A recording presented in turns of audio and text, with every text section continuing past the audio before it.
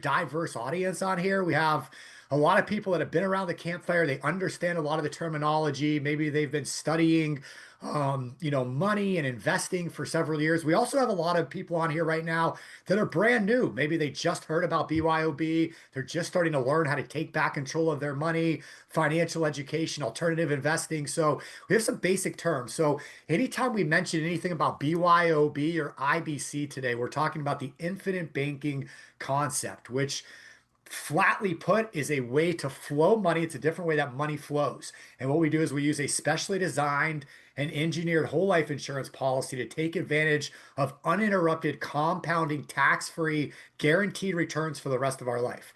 Now, we'll share a video in just a moment where you can go after today's webinar if you don't know anything about IBC yet, and you can learn all about it on one of our on-demand videos. We have a whole bunch of them, so we'll share that with you in just a moment. But that's what this is all about, is taking advantage of that uninterrupted compounding interest. And the power of IBC is the fact that you can simultaneously, while that money is guaranteed growing for you in your policy, you can borrow out and get that money moving for you in other places. Things like paying off debt, where you can pay off your debt a lot quicker than otherwise possible while still building wealth. Use it for things like major purchases, vehicles, or my favorite, taking the money from a policy and putting it into real estate deals, private lending deals, business deals, and growing our wealth in two places at the exact same time. And like I said before, what you're going to learn today is a way to really, what was the word for it, Joe? Really hyper, get that thing going, like get that policy and explode it at the very beginning. Different options and different ways to look at money. So that's what we're going to get in today. So a couple other terms, we're going to talk about real estate. So when we talk about equity, equity in your home is basically the value of your home minus what you owe on that property. So if you have a mortgage, like a lot of people have mortgages, let's say the home is worth $200,000, you have a $100,000 mortgage, that means you have $100,000 in equity in that policy or in that property. And a lot of people don't realize you can tap into that equity and use it. The most common way that most people on here right now have probably heard to do that is through what's called a HELOC. So a HELOC is a home equity line of credit. So it's a line of credit that's basically collateralized by your home, and it's based off of the amounts typically based off of the equity that you have in that home. And it works like any other line of credit.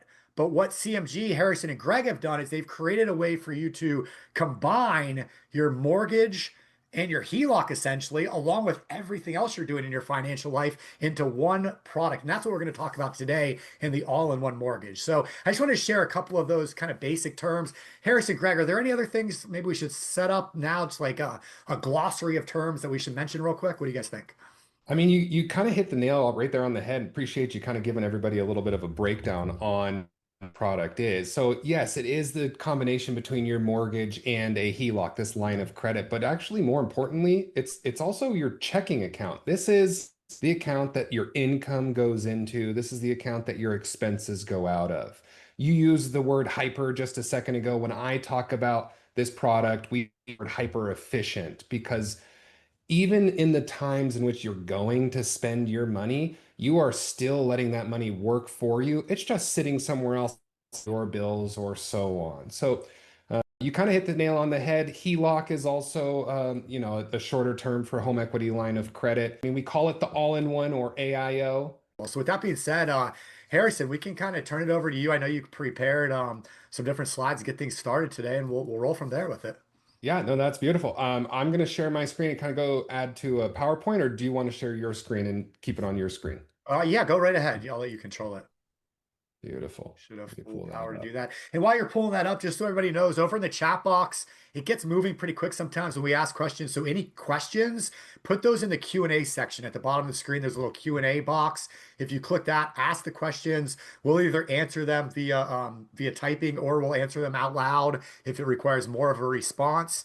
And then over in the chat box, there's a little blue bubble above where you type. If it says everyone, that means everyone that's on this webinar today can see what you're typing. If it says hosts and panelists, only myself, the CMG team, Joe and Craig and Chris can see it. So if you're trying to send us more of a private message, do hosts and panelists. If you want to share with everybody, use everyone and share your thoughts. All right, Harrison. Beautiful. Well, thank you guys. Appreciate you guys giving us a little bit of time to walk you through. We're going to pull this thing way back. This is going to be bringing it back to elementary level, which is often how I have to talk to Greg together. So I'm going to keep it real simple for everybody. He goes very Um, slowly, yes. slowly. Yeah, Yes, exactly. So yeah. the all-in-one kind of starts with something very important to not only myself and probably every single person on this phone call, but probably the birthplace of net worth, which is going to be your checking account. Because for the most part, every single dollar that any individual earns is likely going to land from their employer or wherever they receive it from directly into their checking account. A really not well-known fact is that over the course of 5 years, more money will pass through the average household's checking account than the balance that they owe on their home, if they do owe money on their home.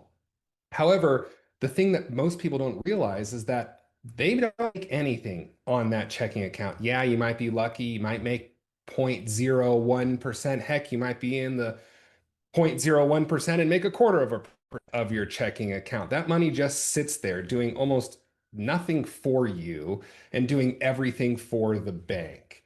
Now, the benefit of having the money sit in your checking account only falls onto the bank's shoulders, not really onto your shoulders, because while you're waiting to pay your next bill, the bank is leveraging your lend you that same dollar for your next credit card expense. So it's really just kind of a system of the bank providing education or standard bank education to individuals on how they should pay their debt off, maybe so it not benefits you, but is perceived as benefiting you, benefiting the bank because you let your paycheck or your bills roll from one month to another month. You're just paying them a bunch of money in interest, 33 to in interest.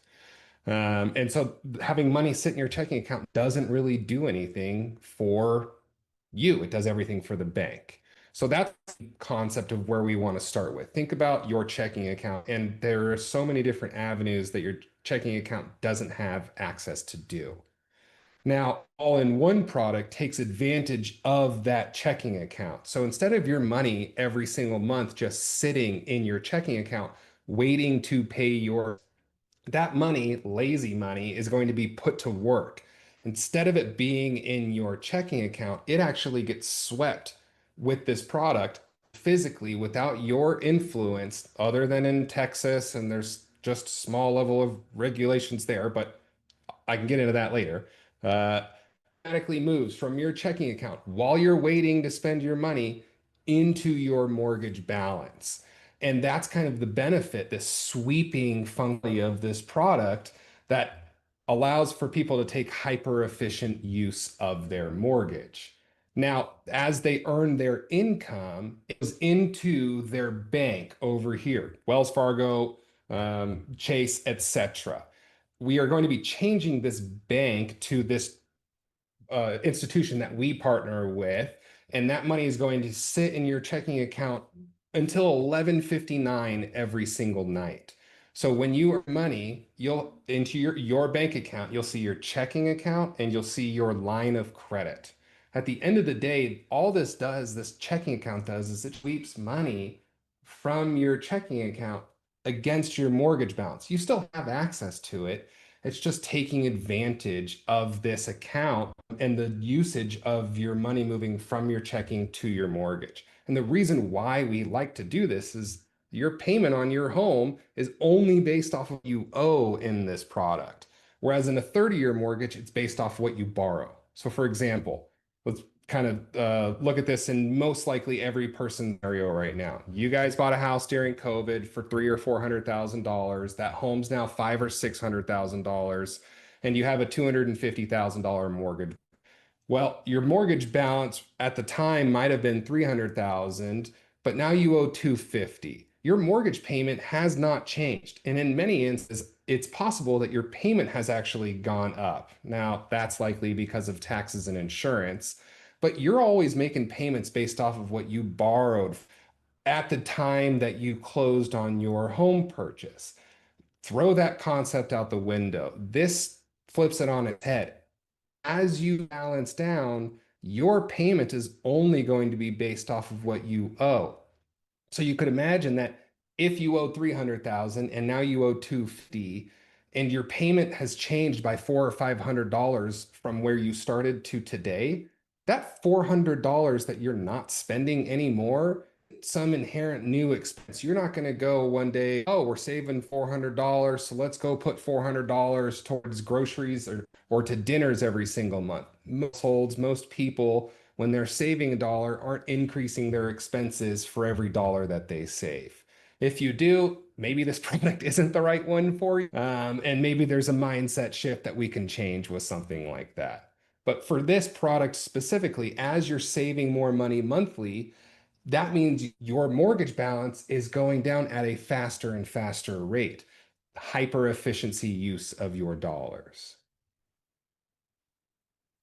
Obviously, as you earn your income, because everybody here is likely receiving funds from some sources. Realistically, every dollar you earn is just going to go towards your mortgage balance. Every dollar that gets applied to your mortgage balance is adding equity to your home, equity that you have access to use to apply towards any of the investments that Joe or Craig or whomever else is providing guidance in your life, or even that you come up with and invest into. Now, obviously, don't just start throwing money every which way you can. I think that there's some math that needs to be involved, and obviously the guys on this phone call are phenomenal at providing that math. We get a lot of questions about how's the interest calculated. Interest is simple interest, and in fact, almost everyone can do the interest calculation on this phone call.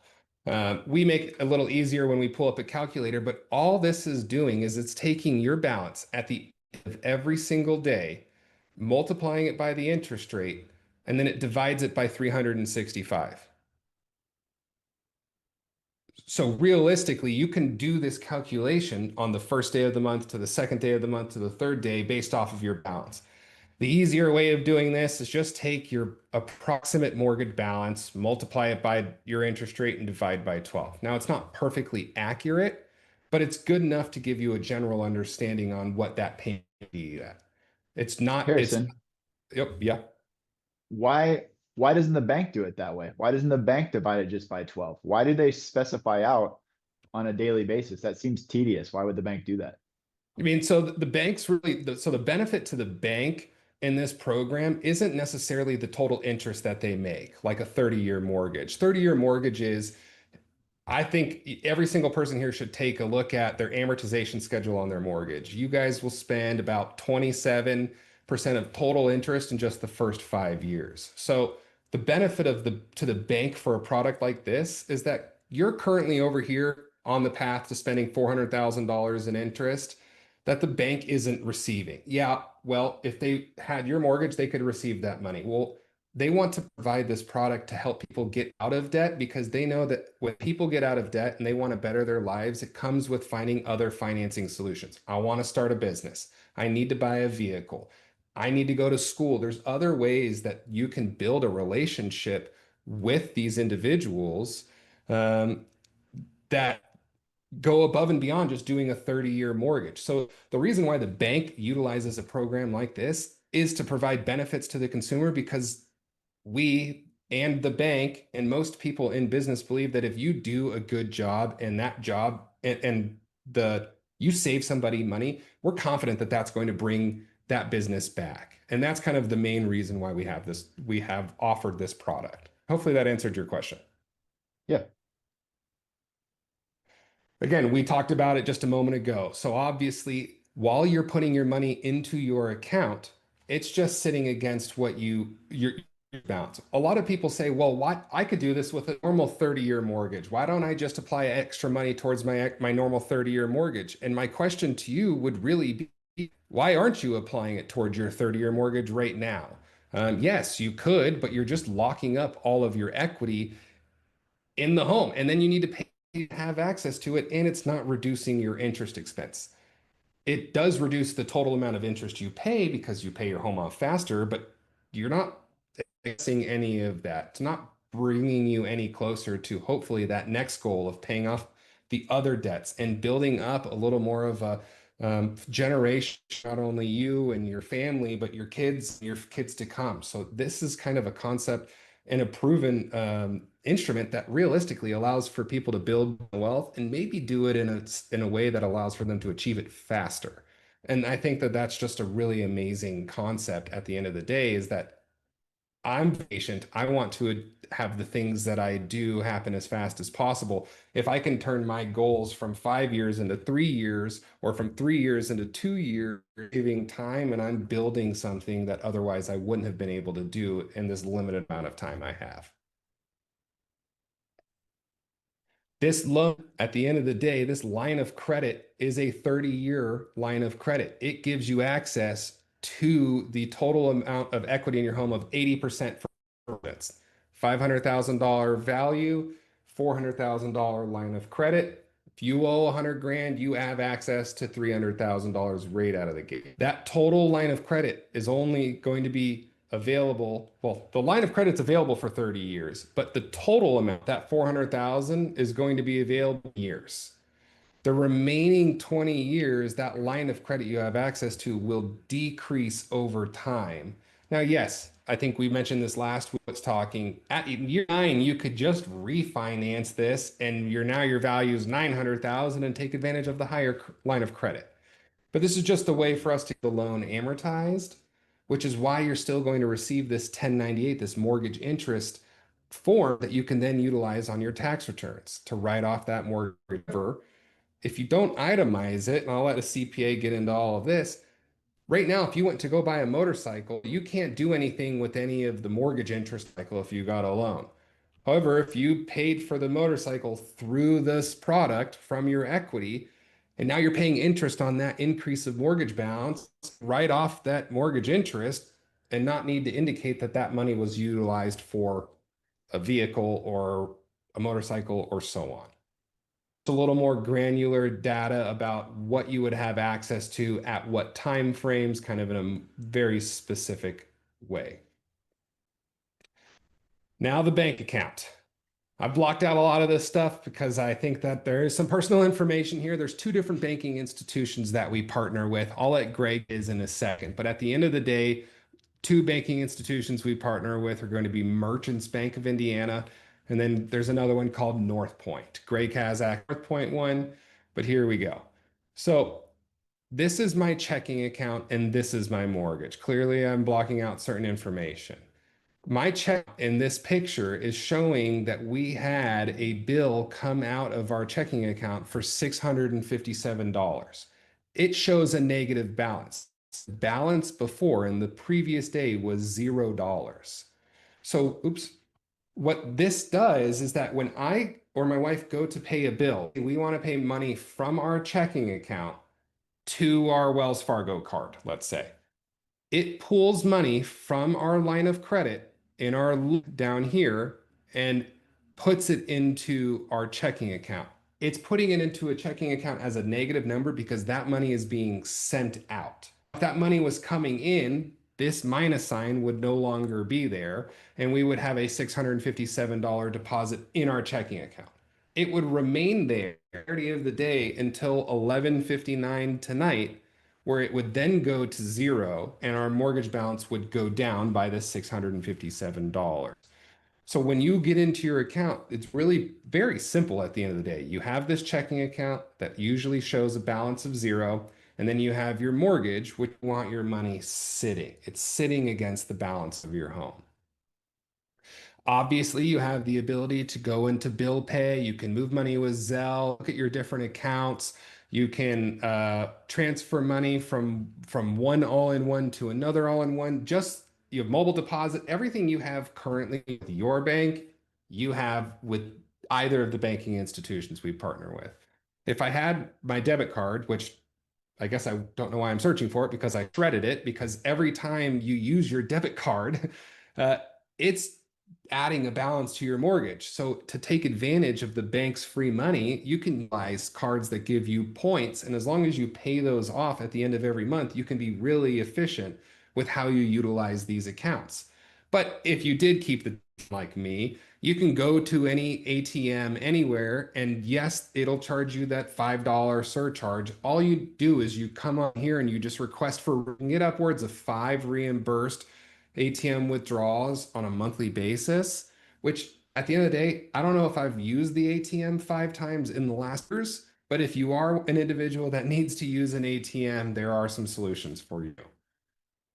I'm gonna let Greg take over because he utilizes the North Point Bank and it's very similar to what I was just explaining to you. Yeah, thanks, Harrison. And just as a comment, guys, Harrison just showed the Merchants Bank of Indiana interface. That was his interface for his loan on his house. This North Point Bank interface is the interface that I use for my loan on my house. So when we come on here, we're not making something up that we sell but don't actually advocate for ourselves. These are our personal accounts because we believe in the product really, really strongly, in the same way that all the gentlemen on this call believe in what we're advocating for and believe in what they're advocating for the betterment of everybody listening. So keep that in mind. Like, as you're looking at stuff like this as a litmus test, do the people that are talking to you believe in it? And in this case, the answer is yes. And with this group, the answer is yes. So as Harrison was describing, you've got two accounts. You've got the all-in-one account on the bottom, and that all-in-one account shows a principal balance. That 449 is, when I took this screenshot, what was owed on my mortgage. Connected to that all-in-one account is the sweep checking account that we've been talking about. And you can see in this screenshot, the current balance is $0, and that's by design. Every 24 hours, as Harrison mentioned, that account sweeps any amount of money that's in there to reduce that principal balance that I owe on my mortgage. So we can go to the next slide. This is a quick screenshot of the checking account itself. And what you can look at is it looks a little different from a standard checking account because there's what's called a reconciliation transaction. But other than that, we can track any sort of transactions that occur through a checking account. Now, I try to keep these to a minimum. As Harrison mentioned, most of the bills and discretionary spending that myself and my wife use are through a credit card because we want to leave as much of our money against our principal balance on our home as possible for as long as possible. So 90% of our transactions are using a credit card. There's a couple things, some life insurance, and some things that require a checking account that we use. But other than that, you'll see there's a Chase Credit ePay down at the bottom. That's us paying off our credit card for our monthly bills. So we make sure that we leave as much cash as possible from our income in this account and leave it there for 28 or 29 days of the month to keep the principal balance on the loan reduced. We can go to the next slide. And what you see here, this is the all-in-one account.